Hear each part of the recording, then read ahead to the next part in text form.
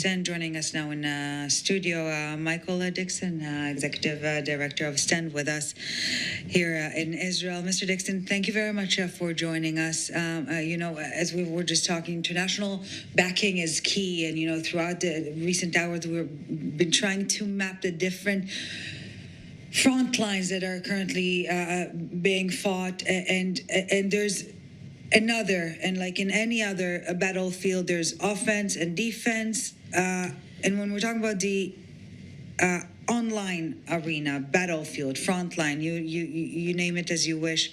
Let's begin with the first, psychological warfare. That this is where I'm going through. Lots of fake news and disinformation and misinformation. How can it be fought?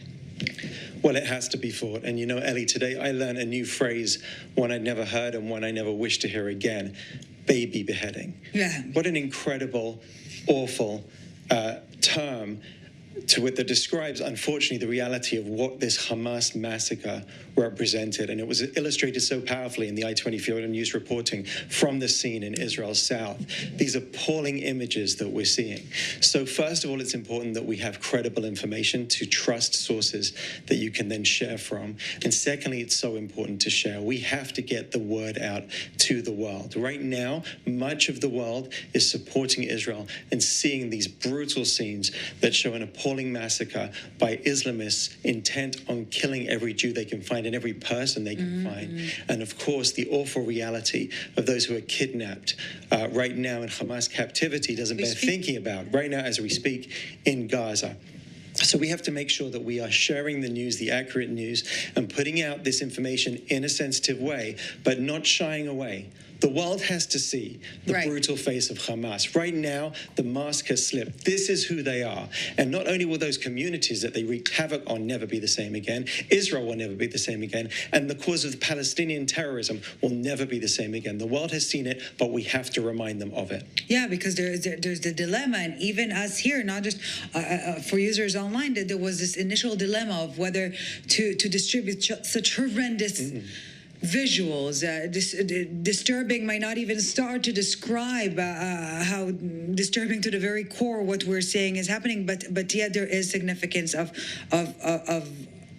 showing and seeing. Absolutely. So no one will be able to say we didn't know. Absolutely, and at Stand With Us, we have had a reach since Sunday, since this weekend massacre, of 200 million people. So we take that consideration much in mind when we're thinking about how to be sensitive, but also how to make sure that the world understands what's happened here. This was the most brutal day in Jewish history since the Holocaust, and that's no overstatement. There is literally no one untouched in this country by the effects of this massacre. We all know people, brothers and sisters, men and women, sons and daughters, who've been affected by this. And we're so worried for the elderly, for the disabled, for the young people, for the babies that are now in Hamas captivity in Gaza. What an unbelievable circumstance. So yes, we have to show these images. We must be strong in telling the world. And one of the things that we try to do is leverage that reach, all these people around the world, so that they will share those images and reach out to networks, to friends and relatives and neighbors and networks, so that they can understand what is happening here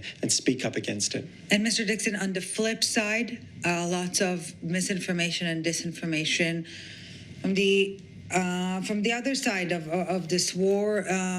Still, we're seeing many pro-Hamas protests on the ground and pro-Hamas content online. For our viewers watching us, how can this arena be fought? What should they be doing? What are you doing? Absolutely, and unfortunately justifications as well. How appalling that after such a massacre you could see justifications, but that's what we've seen online and on the streets. We set up a situation room immediately. It can be found at standwithus.com/situation room, where we're housing all the fact sheets that we have. We're giving signs for people to take to rallies, credible information that they can share so that they can get the word out in a factual way. And we must all be active in this. When you see disinformation, call it out. If you see anti-Semitic or violent posts against Jews, report them to the social media networks and share the content that you need to share in order to get this message across. This must not stand. And in the days that wane, and this will probably be a long campaign, we will see this constant drip of misinformation and attack towards Israel. We must constantly remind people why this has happened. This was not a war that Israel launched. launched. This was a war launched on Israel. It is a war of survival, and Israel must win. And Mr. Dickson, earlier in the broadcast, we spoke to an expert on resilience, and she was talking about how to not try and avoid feeling what we're feeling or distract ourselves with something else, but to utilize those terrible emotions we're all sharing into action. And this perhaps is an action that can be pursued to be proactive about the rage, the anger, the pain that many of our viewers must be feeling. It's right to have rage, it's right to have anger, but we can channel it and we can make our voices heard, and that's how we'll get through this. I wrote a book called Is Resilience, Israeli Resilience, and we have always risen above, and we haven't just survived, we thrived, and we will continue to do so today. We will prevail. And on that note, Michael Dickson, Executive Director of Stand With Us Israel, thank you very much for your what you're doing and for speaking to us tonight.